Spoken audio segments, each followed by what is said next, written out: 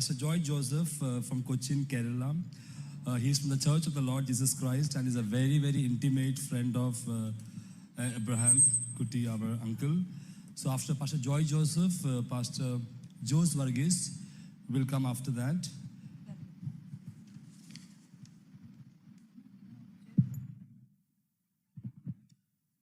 കർത്താവിന് സ്തോത്രം.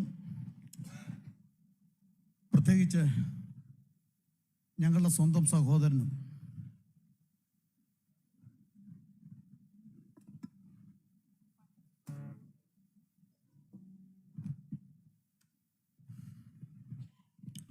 കർത്താവിൻ്റെ വയൽ പ്രദേശത്ത്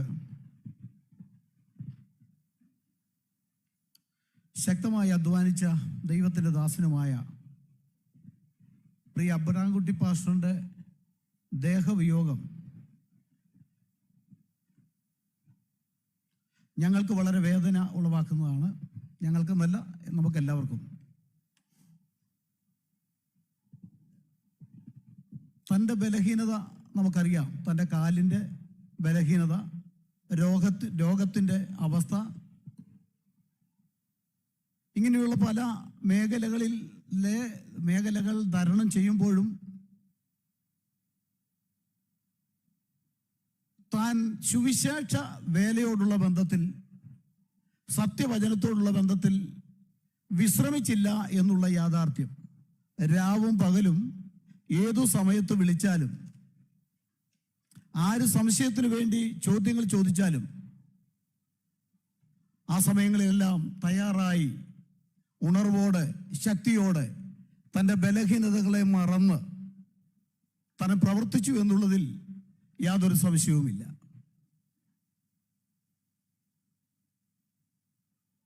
എൻ്റെ വിശ്വാസം, കർത്താവായ യേശുക്രിസ്തു മാത്രമേ അവസാന സമയത്ത് സകലവും നിവൃത്തിയായി തൻ്റെ ജീവിതത്തിൽ ഇനി എന്തെങ്കിലും ഈ ലോകത്തിൽ വെച്ച് സംഭവിക്കേണ്ടത് നിവൃത്തിയാകാനുണ്ടോ എന്ന് ചോദിച്ചാൽ, യേശുക്രിസ്തു ഒരുപക്ഷെ പുറകോട്ട് തിരിഞ്ഞു നോക്കിയപ്പോൾ സകലവും നിവൃത്തിയായി എന്ന് യേശുക്രിസ്തുവിന് മാത്രമേ പറയാൻ കഴിയൂ. മറ്റുള്ളവർക്കെല്ലാം എന്തെങ്കിലും ഒരു പരിഹാരം അതും ഒന്ന് നടന്നിരുന്നെങ്കിൽ നല്ലതായിരുന്നു എന്ന് ചിന്തിക്കേണ്ട സ്റ്റേജുകൾ ഉണ്ടായിട്ടുണ്ട്. ഞങ്ങൾ വളരെ അടുത്ത ബന്ധം പുലർത്തിക്കൊണ്ട് ചില നാളുകളായി മുൻപോട്ട് പോയവരാണ്. ഈ കർത്താവിൻ്റെ ദാസന്റെ ഭവനത്തിലുള്ള എല്ലാവരുമായി, തൻ്റെ പിതാവ്, തൻ്റെ മാതാവ്, തൻ്റെ പിതാവുമായിട്ട് വളരെ കാലങ്ങൾ ഞാൻ ഒന്നിച്ച് സുവിശേഷ പ്രവർത്തനത്തിലുള്ള ബന്ധത്തിലുണ്ടായിരുന്നു. കർത്താവിൻ്റെ ദാസന്മാരായിരിക്കുന്ന മോശക്കുട്ടി, ദാനിയേൽ എന്ന് പറയുന്ന ദൈവദാസന്മാരെ മാത്രമേ എനിക്ക് കൂടുതൽ പരിചയമില്ലാതെയുള്ളൂ. മറ്റുള്ള എല്ലാവരെയും എനിക്ക് നല്ല പരിചയമാണ്. പ്രിയ കർത്താവിൻ്റെ ദാസന്റെ ദേഹവിയോഗത്തുള്ള ബന്ധത്തിൽ ആദ്യം ഏകദേശം 2 മണിയായി കാണും. പ്രിയ അബ്രാംകുട്ടി പാസ്റ്ററിന്റെ പെങ്ങൾ മറിയംകുട്ടി സഹോദരി എന്നെ വിളിച്ചു. അതിനു മുൻപ് രോഗമായി കിടന്നപ്പോൾ വിളിച്ചു, പറഞ്ഞു, ജോയിച്ചായ പ്രാർത്ഥിക്കണം. ഇത് കേട്ടപ്പോൾ വളരെ വേദനയുണ്ടായി. കേരളത്തിൽ എന്നല്ല, ഇന്ത്യയിൽ ശക്തമായ നിലപാടിൽ മനുഷ്യനെ പ്രസാദിപ്പിക്കാതെ, മനുഷ്യന്റെ മുഖം നോക്കാതെ സംസാരിക്കുന്ന ഒരു വ്യക്തിയായിരുന്നു കർത്താവിന്റെ ദാസൻ അബ്രാംകുട്ടി. കുറച്ച് നാളുകൂടെ മറിയംകുട്ടി സിസ്റ്റർ ഇത് പറയുമ്പോൾ കുറച്ച് നാളും കൂടെ തനിക്ക് ആയുസ് കൊടുത്തിരുന്നെങ്കിൽ എന്ന് ഞങ്ങൾ അതിയായി ആഗ്രഹിച്ചു. തൻ്റെ ജീവിതത്തിൽ കുറച്ച് കാര്യങ്ങൾ ക്രമീകരിക്കാനുണ്ട്. അതൊരു വിഷയം തൻ്റെ മകൻ്റെ വിവാഹത്തെ സംബന്ധിച്ച് പലപ്പോഴും ഞങ്ങളുമായിട്ട് സംസാരിക്കാറുണ്ടായിരുന്നു. തൻ്റെ ഭാര്യയുടെ മരണം തൻ്റെ ജീവിതത്തിൽ ഒരു വലിയ വേദനയായി നിൽക്കുമ്പോൾ തന്നെ തൻ്റെ മകളുടെ വിവാഹം കഴിഞ്ഞു, അതിൽ വലിയ സന്തോഷം താൻ പറയുകയും തൻ്റെ മകൻ്റെ വിവാഹം കൂടെ കാണണം എന്നുള്ള ആഗ്രഹമുണ്ട്. പക്ഷെ ഭാര്യ മരിച്ചപ്പോൾ അതിനുശേഷമായിട്ട് താൻ എന്നോട് പറഞ്ഞു, ജോയി പാസ്റ്ററെ, ഇനി എനിക്ക് അധികം നാൾ മുൻപോട്ട് പോകണം എന്ന് ആഗ്രഹമെല്ലാം തീർന്നു. എങ്കിലും മകന്റെ ഒരു വിഷയം നടക്കണം എന്ന് ഞാൻ അതിയായി ആഗ്രഹിക്കുന്നുണ്ട്.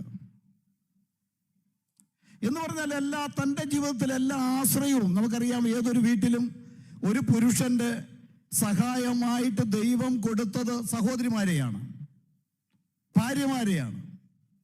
ആ ഭാര്യമാര് നഷ്ടമാകുമ്പോഴുള്ള വേദനയും വിലയും ആ സമയത്താണ് മനസ്സിലാകുന്നത്. ഹല്ലേലൂയ. അതിന്റെ വേദന നന്നായി താൻ അനുഭവിച്ചു.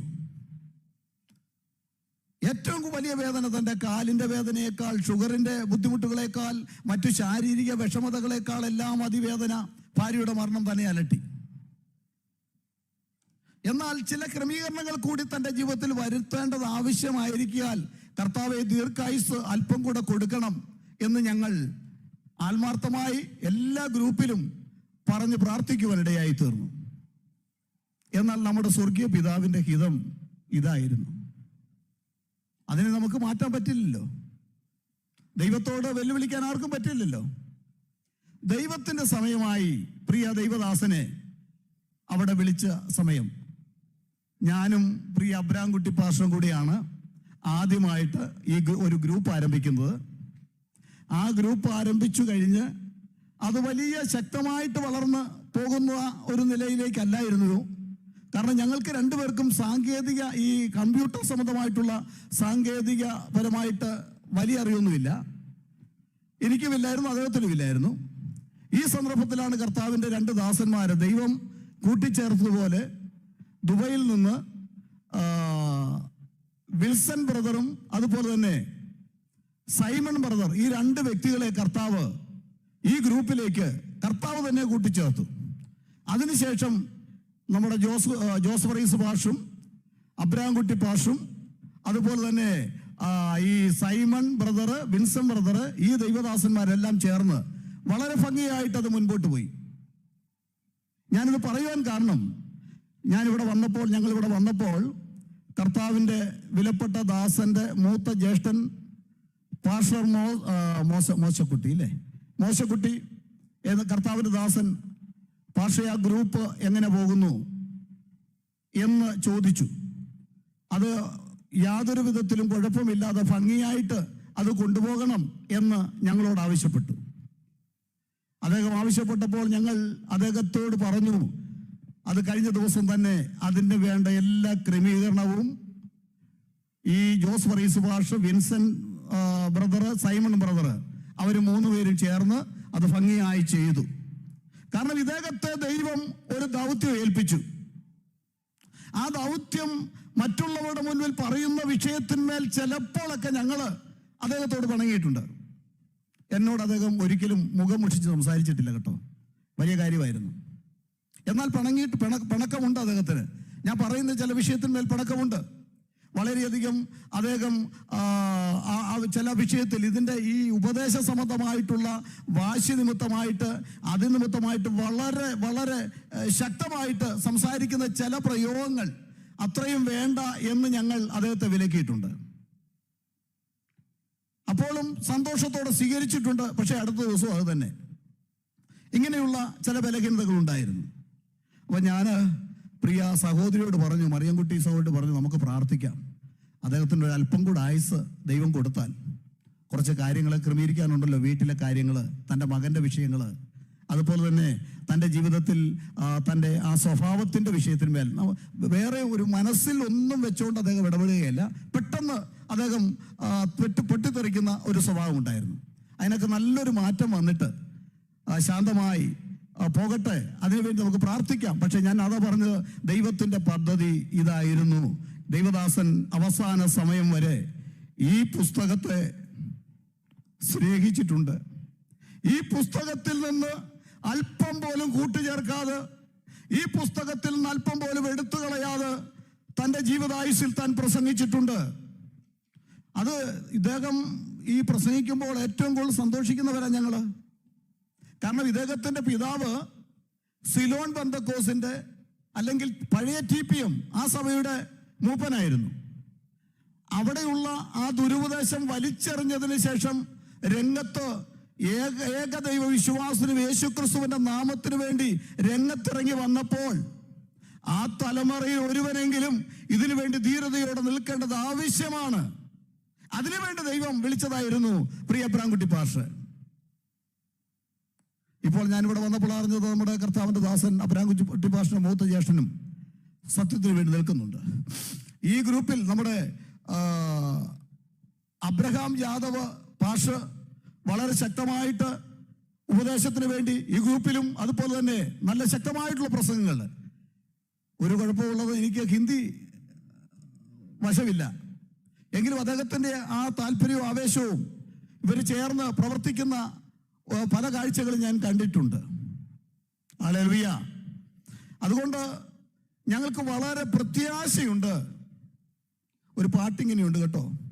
ഒരു നാൾ നശ്വര ലോകം വിട്ടു പിരിയും നാം അതിവേഗം, ഒരു നാൾ നശ്വര ലോകം വിട്ടു പിരിയും നാം അതിവേഗം, അങ്ങേ കരയിൽ നിന്നും നാം നേടിയതെന്തെന്നറിയും, അങ്ങേ കരയിൽ നിന്നും നാം നേടിയതെന്തെന്നറിയും, ലോകം വെറുത്തോർ വില നാം അന്നാളറിയും, ലോകം വെറുത്തോർ വില നാം അന്നാളറിയും, വരുവിൻ യേശുവിനരികിൽ എത്ര നല്ലവൻ താൻ രുചിച്ചറികിൽ, വരുവിൻ യേശുവിനരികിൽ എത്ര നല്ലവൻ താൻ രുചിച്ചറികിൽ. കർത്താവിന്റെ നാമത്തിന് വേണ്ടി ഇത്രമാത്രം നിന്ന് കേട്ട ഒരു വ്യക്തി ഈ തലമുറയിൽ ഉണ്ടോ എന്ന് എനിക്ക് സംശയമാണ്. ഞാൻ പറഞ്ഞല്ലോ, തൻ്റെ ആ നാമത്തോട്, യേശുവിന്റെ നാമത്തോടും ഏകദൈവ വിശ്വാസത്തോടുമുള്ള തൻ്റെ തീവ്രത നിമിത്തമായിട്ടാണ് തന്നെ വളരെയധികം പരിഹസിച്ചിട്ടുണ്ട്. പല വിധത്തിൽ തൻ്റെ അപ്പന് പറഞ്ഞവരുണ്ട്, തൻ്റെ പിതാവിനെ വളരെയധികം അവഹേളിച്ച രീതിയിൽ. പിതാവിനെ എനിക്കറിയാം കേട്ടോ. കർത്താവിന് വേണ്ടി വളരെ ശക്തമായി നിന്ന ഒരു ദൈവത്തിന്റെ ശ്രേഷ്ഠദാസന. കൊച്ചിയിലൊക്കെ ആദ്യകാലങ്ങളിൽ അദ്ദേഹം പ്രവർത്തിക്കാൻ വന്നപ്പോൾ അദ്ദേഹത്തിന്റെ കഴുത്തിന് പിടിച്ച ആൾക്കാര് മക്കളൊന്നും പറഞ്ഞിട്ടില്ല. ഞങ്ങളൊക്കെ ഉണ്ടായിരുന്നു. ആരും ഒരു പ്രസംഗത്തിന് പോകണ്ട, കഴുത്തിന് പിടിച്ച് വലിച്ച് അങ്ങോട്ട് വലിച്ചുകൊണ്ട് പോകുമ്പോഴും നിങ്ങൾ ആരും അടുക്കണ്ട. അവിടെ നമുക്കറിയാം, നമ്മുടെ സഹോദരങ്ങള് അവിടെ നേരത്തെ വലിയ തൻ്റെടികളായി റൗഡികളായിരുന്നവരൊക്കെ ഉണ്ട്. അവരൊരു നിമിഷം പെട്ടെന്ന് ചലിച്ചപ്പോൾ പറഞ്ഞു വേണ്ട എന്ന് പറഞ്ഞു. അത്രമാത്രം ക്ഷമയുള്ള ഒരു മനുഷ്യനായിരുന്നു പാസ്റ്റർ PD ജോർജ് എന്ന് പറയുന്ന, ഞങ്ങൾ അപ്പച്ചൻ എന്ന് വിളിക്കുന്ന കർത്താവിന്റെ ദാസൻ. അദ്ദേഹത്തിന്റെ മകൻ എന്നുള്ള നിലയിൽ അബ്രഹാംകുട്ടി പാസ്റ്റർക്ക് അദ്ദേഹത്തിന്റെ അത്രയും ക്ഷമയില്ലായിരുന്നു. പലപ്പോഴും ഞാൻ എടുത്ത് പറഞ്ഞിട്ടുണ്ട്. എങ്കിലും ഇദ്ദേഹം പറഞ്ഞ വാക്കുകളെല്ലാം വളരെ ശക്തമായിട്ടുള്ള വാക്കാണ്. ഇന്നല്ലെങ്കിൽ നാളെ അതിൻ്റെ വലിയ മാറ്റലുകൾ ഈ ഇന്ത്യയിൽ അത് ഉണ്ടാകുമെന്നുള്ള കാര്യത്തിൽ സംശയമൊന്നുമില്ല. കാരണം താൻ അവസരവാദത്തിന് വേണ്ടി ചാഞ്ഞും തിരിഞ്ഞും മറിഞ്ഞും ഒന്നും നിന്നില്ല. താൻ വളരെ വളരെ സ്റ്റേഡായിട്ട് നിന്നു. അത് പലർക്കും ബുദ്ധിമുട്ടുണ്ടായിട്ടുണ്ട്, പലർക്കും അത് വേദനയുണ്ടായിട്ടുണ്ട്, പലർക്കും അത് വലിയ അസഹ്യമായി തോന്നിയിട്ടുണ്ട്. ഹല്ലേലൂയ. എങ്കിലും പ്രിയ ദൈവദാസൻ വസിച്ച ഈ ഭൗതിക ശരീരം ഇവിടെ കിടക്കുമ്പോൾ ഞങ്ങൾക്ക് വളരെ അഭിമാനമുണ്ട്. കർത്താവായ യേശുവിന്റെ നാമത്തെ ശക്തിയോടെ ഉയർത്തിയ ഒരു ദൈവദാസന്റെ ഭൗതിക ശരീരത്തിന്റെ മുൻപിൽ ഞങ്ങൾ നിറകണ്ണുകളോട് നിൽക്കുവാൻ ഇടയായി തീർന്നു. സ്നേഹിച്ച ആ സ്നേഹത്തെ കുറിച്ച് പറഞ്ഞാൽ തീരുകയില്ല പ്രിയ സ്നേഹിതരെ. ഹല്ലേലൂയ. ഞങ്ങൾക്ക് മാനുഷികമായി ഞങ്ങൾക്ക് വേദനയുണ്ട്. ഇപ്പോൾ ഇവിടെ ഭൗതിക ശരീരം ഇവിടെ കിടക്കുകയാണ്. എന്നോട് 2-3 ആഴ്ചക്ക് മുമ്പ് എന്നോട് പറഞ്ഞു, ജോയ് പാഷേ, ഞാൻ ഈ മെയ് മാസത്തിൽ ഇവിടെ വരുന്നുണ്ട്, വേറൊരു വിവാഹത്തോടുള്ള ബന്ധത്തിൽ വരുന്നുണ്ട്. അപ്പോൾ എന്നോട് പറഞ്ഞു, എൻ്റെ വീട്ടിൽ വന്ന് ജോയ് പാഷും ഭാര്യയും കുഞ്ഞുങ്ങളും ഇവിടെ വന്ന് താമസിച്ചിട്ട് പോകാവൂ, വിളിച്ചാൽ മതി, ഞാൻ എയറോട്രോമിൽ വന്ന് നിങ്ങളെ കൊണ്ടുവന്നോളാം എന്ന് പറഞ്ഞു. ഞാൻ വരാ ഭാഷ എന്ന് പറഞ്ഞിരിക്കുകയായിരുന്നു. നേരമായിരുന്നു പെട്ടെന്ന് ഇത് സംഭവിച്ചത്. ഇപ്പോൾ ഇവിടെ തൻ്റെ ശബ്ദം ചില ദിവസങ്ങൾക്ക് മുൻപേ നിലച്ചു. ഇന്ന് അത് കൂടുതൽ സംസാരിക്കാൻ പറ്റില്ല ഇരുന്നുവെന്ന് കേൾക്കുവാനായിരുന്നു. ഞാൻ മകനെ വിളിച്ചു. അപ്പം മകള് എടുത്തു. ഏതായിരുന്നാലും പ്രിയ ബോബി, പ്രിയ മകളോടും ഞങ്ങൾക്ക് ദൈവസ്നേഹത്തിൽ പറയാനുള്ളത്, തൻ്റെ സഹോദരങ്ങളോടും പറയാനുള്ളത്, ഇദ്ദേഹം ഉയർത്തിപ്പിടിച്ച സത്യത്തെ വെല്ലുന്ന ഒരു ശബ്ദവും ഈ ബൈബിളിനകത്തില്ല. ഇദ്ദേഹം ഉയർത്തിക്കാണിച്ച സ്നാനത്തെയും ഏകദൈവ വിശ്വാസത്തെയും വെല്ലുവിളിക്കുവാനോ അത് തെറ്റാണെന്ന് പറയുവാനോ സമർത്ഥിക്കുവാൻ ധൈര്യമുള്ള ഒരു ശക്തിയും ലോകത്തിലില്ല. ഇതിനു വേണ്ടി നിങ്ങൾ നിന്നോണം. ഈ സത്യത്തിന് വേണ്ടി കർത്താവായ യേശുക്രിസ്തുവിന്റെ നാമം എന്നുള്ള സ്നാനവും, കർത്താവായ യേശുക്രിസ്തുവിന്റെ നാമത്തിലുള്ള അവൻ തന്നെയാണ് ഏക ദൈവം, അവനല്ലാതെ മറ്റൊരു ദൈവമില്ല. ഹല്ലേലൂയ. അവനൊപ്പം പറയുവാൻ മറ്റാരുമില്ല, അവനെ പോലെ ആരാധ്യനായി മറ്റാരുമില്ല എന്നുറക്കെ ഇദ്ദേഹം പ്രസംഗിക്കുവെങ്കിൽ, പ്രിയ ബോബിയും തൻ്റെ സഹോദരിയും ദൈവം പ്രിയ പിതാവിലൂടെ ഈ ലോകത്തിന് ദാനമായി കൊടുത്ത മക്കൾ, ഈ സത്യം നിങ്ങൾ ഒരിക്കലും വിട്ടുകളയരുത്. ഞങ്ങളുടെയൊക്കെ കാലം കഴിഞ്ഞു പോകും. അബ്രാംകുട്ടി പാഷക്കും എനിക്കും ഒരേ പ്രായമാണ്. എൻ്റെ സ്നേഹിതന്മാരെല്ലാം അബ്രാംകുട്ടി പാഷൻ്റെ കൂടെ നാട്ടകം കോളേജിൽ BA പഠിച്ചതാണ്.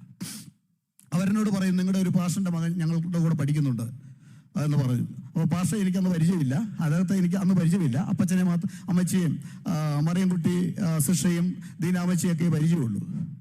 ബാക്കി ആരെയും എനിക്ക് പരിചയമില്ല. ഞങ്ങൾ ഒരേ പ്രായമാണ്, 1-2 മാസത്തിൻ്റെ വ്യത്യാസമൊക്കെ ഉള്ളൂ. ഏതായിരുന്നാലും കുഞ്ഞുങ്ങളെ, നിങ്ങളുടെ അപ്പൻ ഉയർത്തിപ്പിടിച്ച സത്യത്തെ മറന്നു കളയരുത് എന്ന് ഞങ്ങൾക്ക് ഈ JCNDSD എന്ന ഗ്രൂപ്പിലൂടെ ഗ്രൂപ്പിനെ സ്നേഹിച്ചുകൊണ്ടും ആ ഗ്രൂപ്പിലൂടെ ഈ സത്യം ലോകത്തിൽ ഇത്ര ധൈര്യമായി ശക്തമായി നിൽക്കുന്ന ഒരു ഗ്രൂപ്പ്, സത്യത്തിന് വേണ്ടി നിൽക്കുന്ന ഒരു ഗ്രൂപ്പ് ഇദ്ദേഹം ആരംഭിക്കുകയും അതിനുശേഷമായി പ്രിയ വിൻസെന്റ് ബ്രദറും സൈമൺ ബ്രദറും ഈ ജോസ് വർഗീസ് പാഷുമൊക്കെ അതിനെ മുൻപോട്ട് കൊണ്ടുപോകുന്ന ഈ ഗ്രൂപ്പ് പോലെ ശക്തമായി, നിസ്സാരം വെറുതെ പറയുന്നതല്ല കേട്ടോ, പണത്തിന് വേണ്ടിയും വ്യഭിചാരത്തിന് വേണ്ടിയും ദുർമാർഗത്തിന് വേണ്ടി നിൽക്കുന്ന ഒരു വ്യക്തിയും ഇല്ല ഞങ്ങളുടെ കൂടെ. അവരെല്ലാം സത്യത്തിന് വേണ്ടി നിൽക്കുന്നവരാ. യേശുവിന്റെ നാമം അത് ഏക ദൈവമാണ്, ആരാധനയ്ക്ക് യോഗ്യമായ നാമമാണ് നമ്മൾ ആരാധിക്കേണ്ടത്. സത്യനമസ്കാരികൾ പിതാവിനെ ആരാധിക്കുന്ന നാഴിക വരുന്നു എന്ന് പറയുന്നു. സത്യനമസ്കാരികൾ ആരാധിക്കേണ്ട പിതാവിനെയാണ്.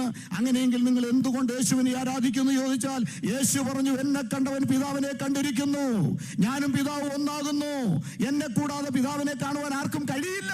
ഹല്ലേലൂയ. ഞങ്ങൾ യേശുവിനെ ആരാധിക്കുന്നുവെങ്കിൽ പിതാവിനെ തന്നെയാണ് ആരാധിക്കുന്നത്. Hallelujah, hallelujah, praise the Lord. ഇതൊക്കെ വളരെ ആത്മാർത്ഥതയുണ്ട് പ്രിയ സ്നേഹിതരെ.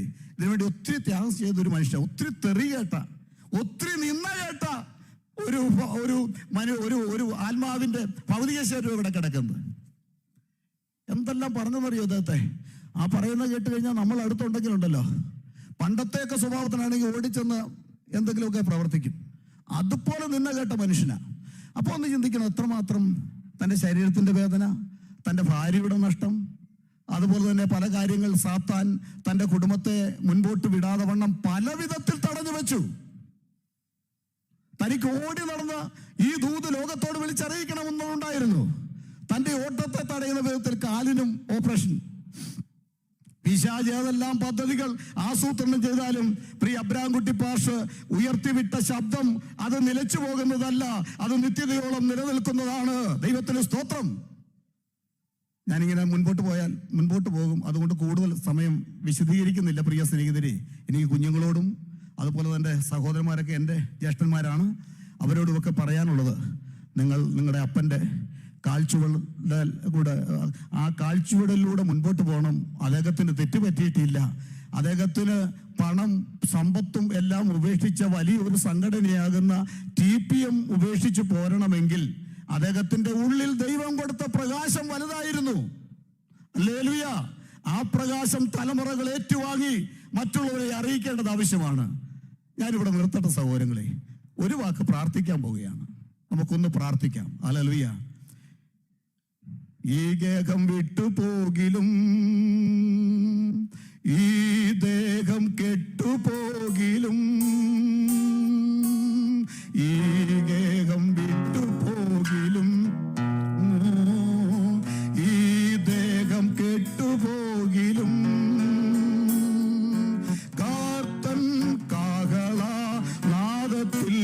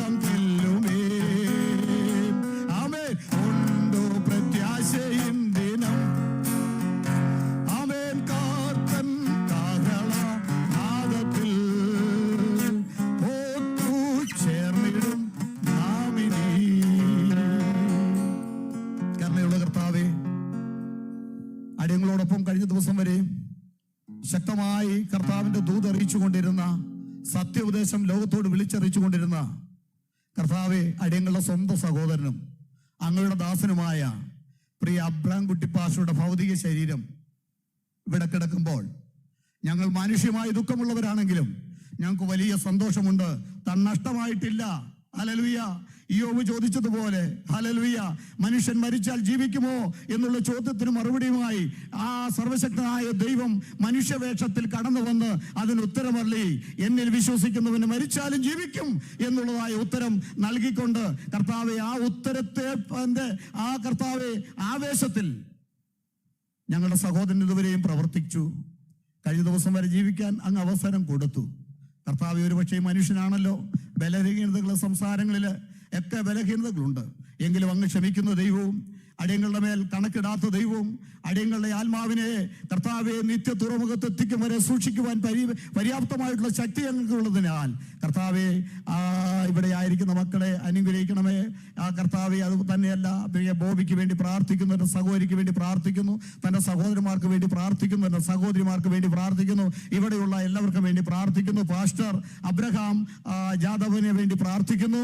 കർത്താവെ, തൻ്റെ കുടുംബത്തിന് വേണ്ടി പ്രാർത്ഥിക്കുന്നു. ഈ ശുശ്രൂഷകളൊക്കെ ഏറ്റെടുത്ത് ചെയ്യുവാൻ എല്ലാവിധ അനുഗ്രഹങ്ങളാൽ നിറച്ചുകൊള്ളണമേ.